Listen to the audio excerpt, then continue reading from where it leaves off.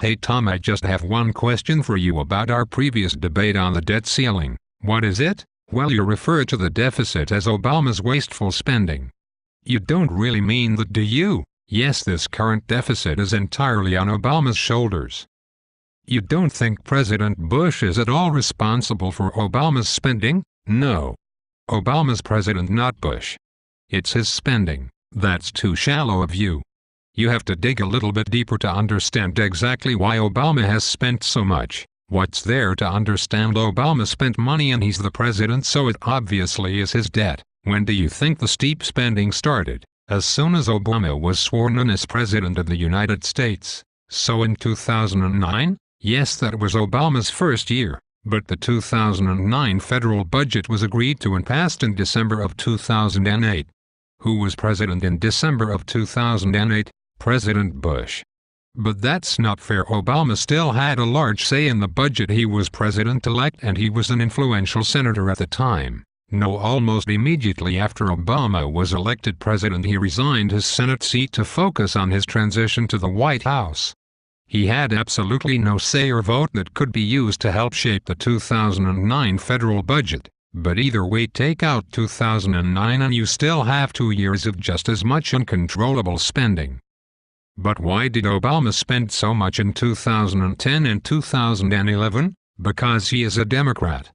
And Democrats are big spenders. You do realize historically under Democratic presidents the debt has been about half the size it is under Republican presidents, right? Democrats are the only party to ever completely pay off the federal debt in history, and Democrats were the last party to balance the budget. But Obama was forced to spend money to deal with the mess he inherited from President Bush. How so? Because of the economic crisis, Obama was forced to spend to help repair and spark the economy. It's standard economics. When an economy is facing a recession, the government should spend to put money back into the system. Also, the auto industry bailouts weren't cheap either. But the big spending stimulus package Obama passed hasn't helped the economy. All it did was spend. The stimulus packed tax cuts and deficit spending so that people were enticed to start businesses. It created private sector job growth so that more people would then have jobs and pay taxes, thus bringing down the debt. So in the end, it's a cyclical system designed to help bring down the debt. And on the subject of taxes, had President Bush not instituted the unnecessary Bush tax cuts in 2001, then our deficit would not be as big as it is. In fact, about 2/3 of it would be deleted. Had we kept the Clinton tax rates that balanced the budget, then the Iraq War and the 2008 financial crisis could have been paid for. The tax cuts were vital at the time to the economy. The Iraq War wasn't something Bush could predict, so when he issued the Bush tax cuts, he had no idea that he would be taking the country into war. First off, the tax cuts made the 2001 recession worse, not better. But Bush rode into office on the promise of a balanced budget through spending cuts. He never did that, even without taking the wars into consideration. He increased oil and farm subsidies that weren't necessary and were labeled by liberal and conservative economists as basically paying rich people for being rich. And besides, when the Iraq War started, shouldn't Bush have recognized that a tax hike was needed to help fund the war effort? If a balanced budget was so important to him, then why did he ignore the growing deficit and not do anything to slow its growth? Because the war was supposed to be over quickly. And the Iraqi oil should have paid for the war. But it was apparent by 2006 that that wasn't happening. Why did Bush not return taxes to the Clinton rates in order to pay for the war? Because when the war was over, then spending could have been returned to normal and the budget could have been balanced. Then the debt could have been paid off over time. If the Iraq War had never happened, the Bush tax cuts would not have created any surplus based on domestic spending alone.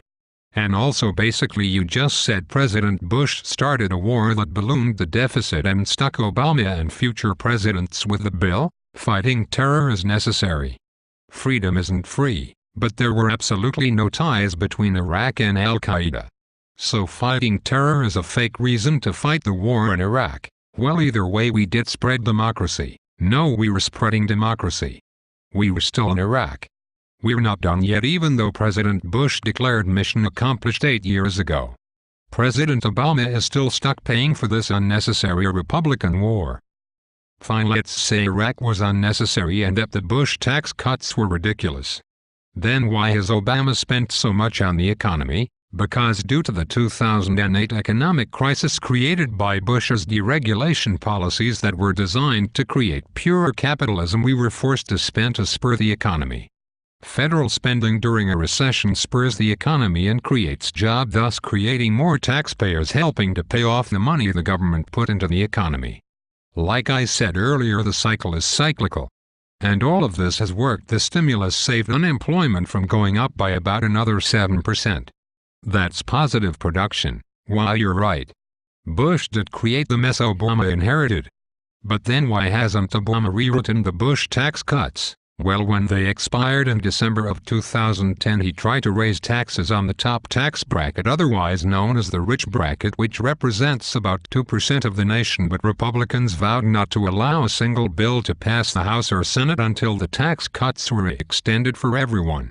Obama was essentially held hostage to get it done. So even though Republican tax policies have failed for almost a decade, they refuse to change their ways. Essentially, yes. What about Wall Street? Is it being regulated so that we don't have to spend billions on massive bailouts like we did in 2008 and 2009? Well, we did pass Dodd-Frank in 2010 that was supposed to pass about 300 regulations to help limit Wall Street's power and prevent another crisis. Also, a consumer protection organization was supposed to be created headed by Elizabeth Warren, who is a Wall Street expert, to help prevent banks from taking advantage of consumers by putting language into contracts that the average consumer wouldn't comprehend. So it's gone well. Not exactly. Only 35 of the estimated 300 regulations have been written because corporate lobbyists are influencing the Republican section of Congress, preventing the two parties from agreeing on any kind of regulation. The 35 regulations already written were written before the Republicans took control of Congress.